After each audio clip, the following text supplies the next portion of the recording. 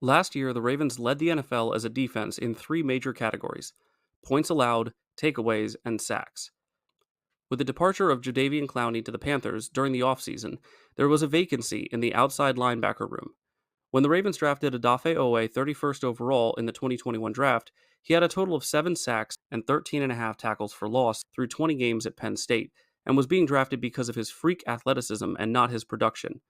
This year, the Ravens went the other way when drafting Adisa Isaac with the 93rd pick, who is in almost every measurable way less athletic than Owe, but he is more productive, with 7.5 sacks and 16 tackles for loss just last year alone in 13 games. Welcome in, everyone. This is Jordan with Ravens Flash Report, and today we're going to be talking about Adisa Isaac and what his immediate impact will be to this edge room in 2024. Many fans were hesitant to cheer for this pick on day 2 of the draft, as the drafting and production from Owe just 3 years ago has been underwhelming so far. While Adisa being a third rounder should alleviate some of the pressure on him to perform in his first year with Baltimore, it already looks like we may get more from him earlier in his career than we did from Owe. By looking at his skill set and what he does well already, we can start to form a rough idea of how John Harbaugh and Zach Orr might be able to get the most out of Isaac as he joins a defense already brimming with talent. Go ahead and give this a like if you enjoy, subscribe if you're new, comment your favorite Ravens edge player down below, and let's get to it.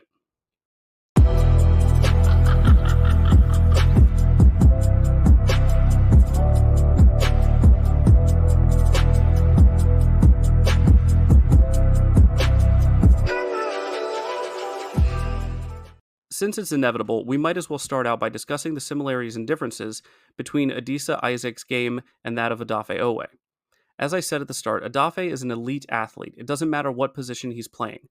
A 4.36 40-yard dash at 6'5" and 257 pounds is unbelievably quick.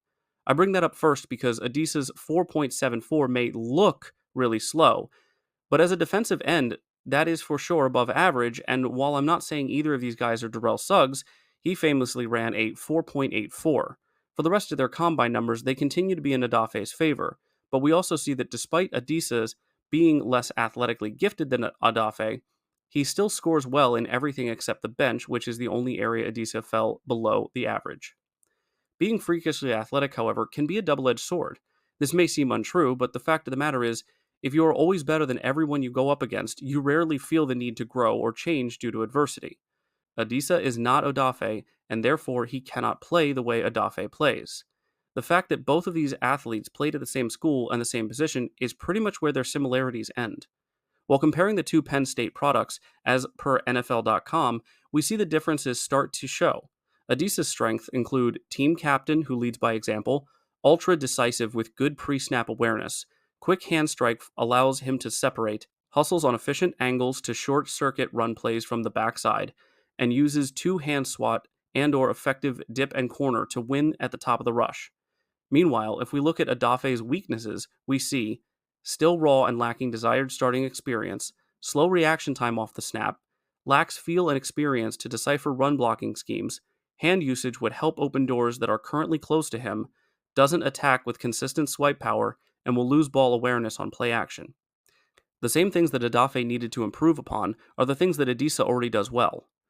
They are like foils to each other, and while I am not saying that everything was handed to Odafe, who has worked his butt off since getting to the NFL, Adisa has had to be more of a technician and work harder to be able to produce on the same level and with the same impact that Odafe does with his natural athleticism. If we look at Adisa's cited weaknesses, you'll see what I mean. Needs to get bigger and stronger in his lower body, average contact balance, rush loses momentum when he's unable to trim the edge, and speed to power rush challenges might not be enough to beat NFL tackles. Odafe's strengths, on the other hand, straight out of central casting for explosive edge defender, very much a strength to speed prospect. Weight room strength translates on tape, can attack the corner in a big hurry, and impressive leg drive advances his speed to power rush attacks. Overall, they are scored very close together, but they get there in different ways. I don't see Adisa on the field for more than maybe 300 snaps in his first year. By comparison, Odafe played 615 snaps in his first year, but that's the difference between the 2024 team and the 2021 team. In 2021, only 3 players had over 2 sacks. Tyus Bowser with 7, Odafe with 5, and Justin Houston with 4.5. In 2023, 7 players had more than 2 sacks, and 5 of those players are coming back in 2024. And with those returning 5, accounting for 33 of the team's 60 total tackles from last year, there isn't as much of a need for Adisa to get on the field as quickly.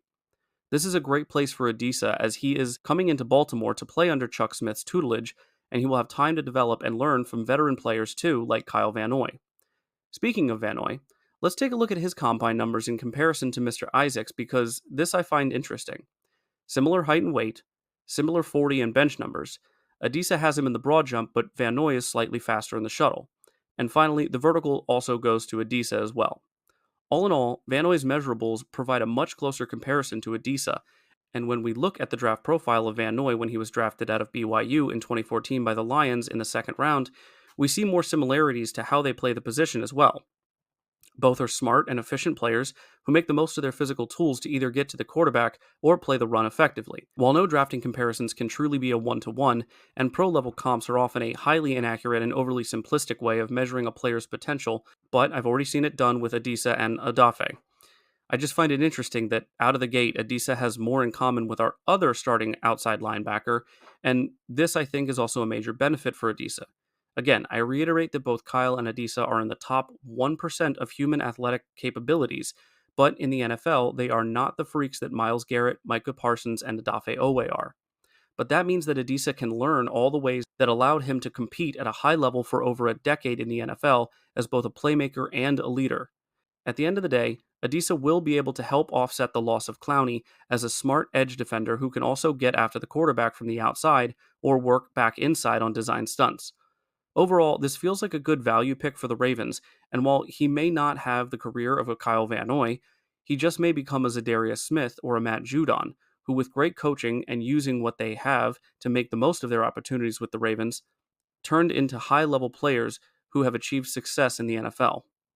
The potential is there with Adisa Isaac to become a career outside linebacker in the NFL, and starting out in an environment where he has time to develop and great coaches who can work with him on what he needs to improve can honestly be called a dream scenario for him. But what are your thoughts on Adisa Isaac? Do you still have lurking biases towards his Penn State ties? Do you think with KVN and Owe he will continue to develop behind them? Or do you think he shocks everyone and breaks out in his first year to become an every game starter? Let me know in the comments section below, and while you guys are there, like if you enjoyed, subscribe if you're new, and as always, stay safe out there and go Ravens.